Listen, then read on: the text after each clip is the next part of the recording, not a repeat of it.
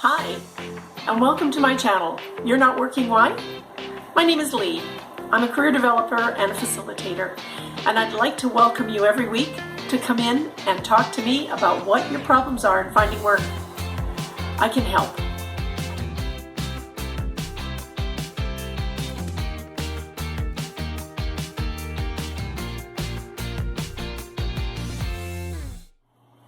When was the last time you looked at a company? I mean, really looked, did some deep digging, went into their website, went on their Facebook, went on their Twitter, started doing some background check on the company. The problem is today we focus too much on getting the job and forget that 50% is our responsibility to make sure that the job not only fits us, but the company itself fits us. What are their beliefs? What are their values? I have very stringent values when I'm doing hiring, when I'm doing research, when I'm doing job search. And I find that if I don't stick to those values, I end up going awry. It'll go out the door. And really, that's not where we want to go. We want to have a plan.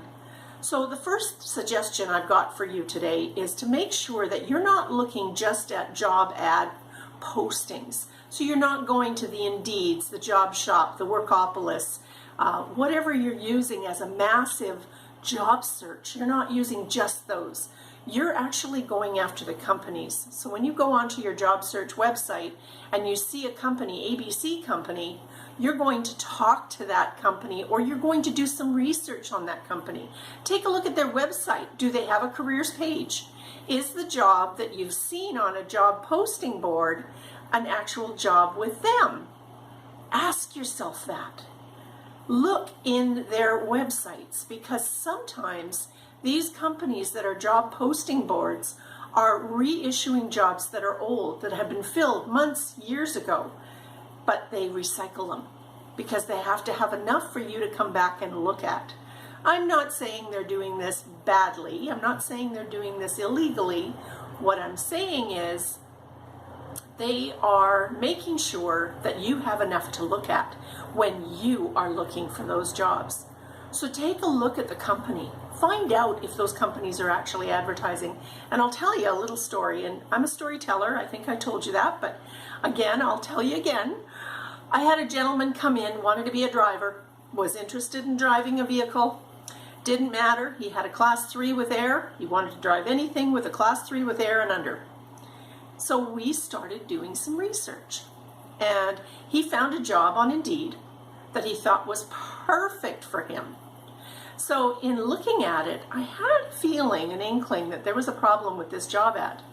So I said to him, "Have you checked the company out?" He said, "No." I said, "Hang on a second." I went online, took a look at the company, didn't see the job ad.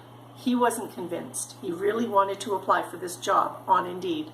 I said, "Let me try one more thing." So I picked up the phone and I told him who I was calling from. And I said, "Have you got a job right now posted for a driver?" And the girl on the other end said, "I don't think so, but let me put you through to HR." So I get through to HR and I'm talking directly to the HR hiring manager. And of course she on the other end is saying, "We don't use drivers here. We're an insurance company." And I'm thinking, of course you don't. But I need to check because my client was not convinced. He was not convinced that the job wasn't there and was going to apply for it.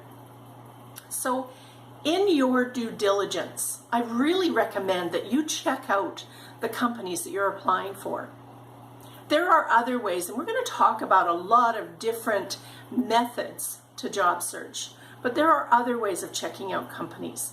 Talk about listings, anything that lists a company in the type of realm you're looking for. So, for instance, if you are an electrician and you're looking for a job through an electrician's company, then you're going to look up electricians. Why not use the Yellow Pages?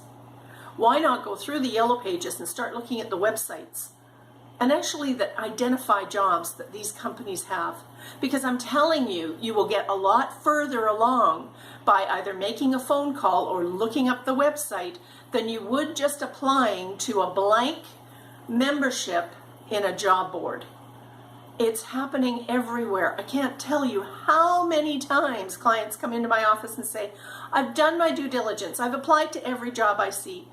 How are you applying? Well, through the job banks, through all of the places that gather all the jobs. I said, have you checked them out? Have you checked out the websites of the companies? Well, no, most of them don't have names. Well, it's like a child. If you're not going to do your due diligence, checking out a daycare for a child, why would you not check out your own information on a job that you're looking for? And you're going to spend 8 hours, 9 hours, 10 hours a day in this job, putting yourself in the line of fire for a company that doesn't even exist. Isn't it like writing a blank check, saying, here I am, right? It's not about 100% getting them to hire you. It's about 50% you, 50% them. And I will continually say that because these are the pieces we forget. We have as much say as the employer. And if there's employers watching this, thank you. Thank you for watching this, because you are doing your due diligence to make sure that we are doing all we can as career counselors and career developers to make sure that the people have the right information. I was out this morning and I was talking to somebody in a store, and they were complaining about the fact that they were hiring young people in their store that didn't have respect. They were leaning on the counter, they were picking up their phone, they were doing things that just didn't fit with the ideal of jobs. And you get different generations with different types of upbringings. Understand the differences are there, but the employer expects you to work, period, end of story. So in talking to them, I said, well, how do you fix that? What do you do? And their comment to me was, I tell them to get off their butt, get away from the counter, and go and dust something. I said, well, if you're constantly telling them what to do, how are they ever going to learn how to problem solve? And she just looked at me and went, that's an interesting question. What are you suggesting? What are you suggesting? I said, the suggestion is, instead of telling people what to do, ask them what they think should be done. And if they say there's no work to be done, then let them go home. This is all part and parcel of a good job search. Using the time that you go out and you shop, when you're going out and you're enjoying time with your family, you're talking to people, you're interacting with others, doesn't matter who. Make sure they know that you are part and parcel of the job search that you're doing. That's the whole point here. I hope you've enjoyed the video today.